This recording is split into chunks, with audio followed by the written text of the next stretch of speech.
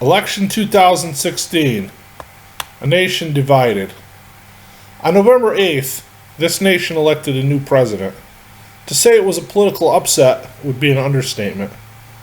I heard a news reporter state that the last time we saw a staggering loss of this degree was when Michael Dukakis lost to George H.W. Bush in 1988. Now, America was ready for a change and proved it on November 8th. As far as the candidates go, I was never really crazy about either of them. I actually liked Ben Carson, and I also believed we had several good choices who were eliminated early on. But that's in the past, and that's where we should leave it. In this country, we have a process for choosing a new leader, a process that has served us well for over 240 years. Is that process a perfect one? No, it certainly is not. However, unlike many countries around the world, our process for choosing a new leader has always provided for a peaceful transition of power from one administration to the next.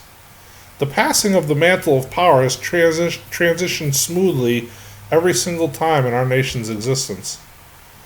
There have been no coups, no violent overthrows of government, no blood had been shed in these administrational transitions. But this time, it's a little different. We have rioting in the streets, mass protesting. We have people who refuse to accept the product of the election process. People are declaring openly and publicly that Trump is not my president. Well, the choice whether to live in denial of reality or not is each individual's choice to make. But I have some sobering news for all of the people who refuse to let go of the Hillary dream, which for me was always a nightmare. That is that, now listen closely, Trump is your president, or he will be on January 20th. If you're an American citizen, then yes, Donald Trump will be your president. Deny it if you must. But at some point, you need to wake up and rejoin reality. Like him, don't like him. Agree with him, don't agree with him. That's our individual choice to make, each and every one of us. But today, with all the divisiveness in this country, we all need to support him.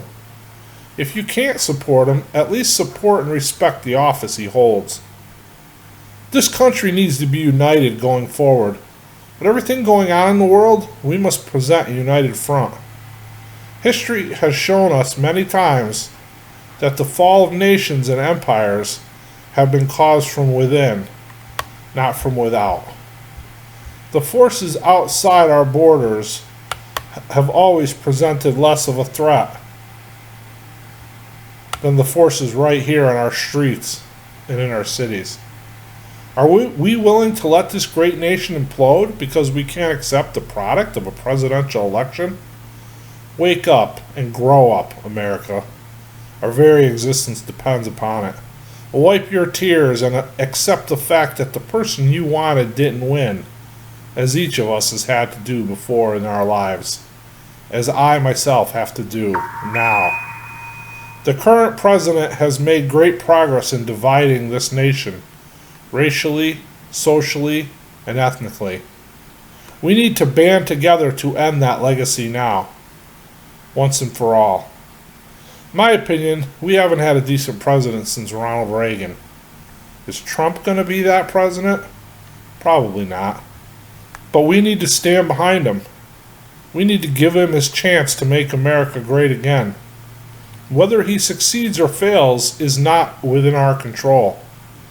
He deserves his chance. He deserves our support. He has earned it in the free election process.